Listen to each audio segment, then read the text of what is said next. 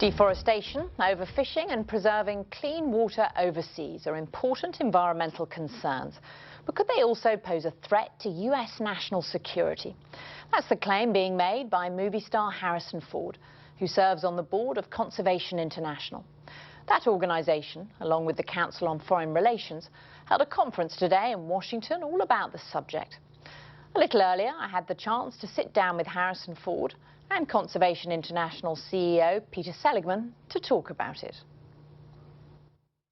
Harrison Ford, how is it that the lack of clean water and food in countries far from here is a threat to US national security? Because it puts such stress on some of the most fragile nations in the world, and because we're all interconnected.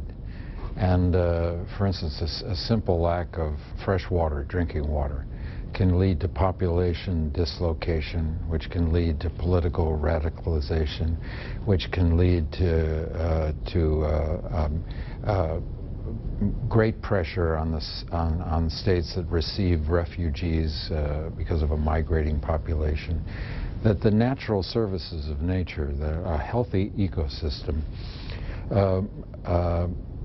is the source of many of the sources that sustain our lives. And why is it so important to you personally? I'm a human being. I have children. I'm interested in their futures. I'm interested in nature in many, many ways.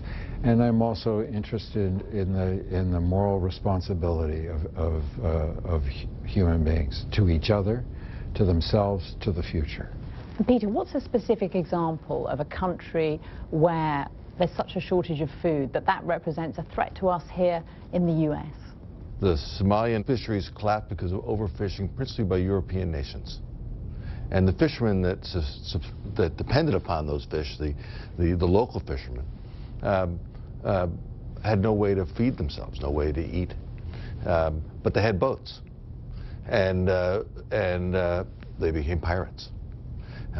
And what is the impact on the United States? The United States joins with other forces around the world, and we spend $2 billion trying to prevent piracy that's caused by overfishing.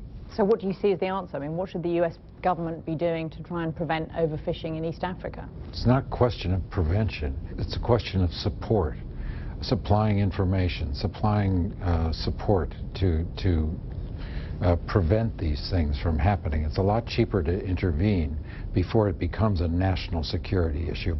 What more would you like to see the government doing? You talk about support from the US government. Can you be more specific? Well, first of all, I mean, it's a very tough time. The competition for what resources we have now in this economic climate are limited. But funding for international conservation is one component that I think that we mustn't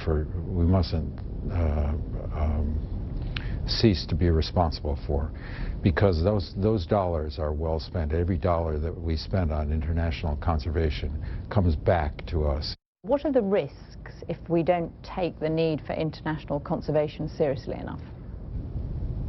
Nature doesn't need people. People need nature. Nature and this planet would survive easily, beautifully, without the pressure of the human animal, and it would survive just fine. Human beings need nature. Nature doesn't need human beings.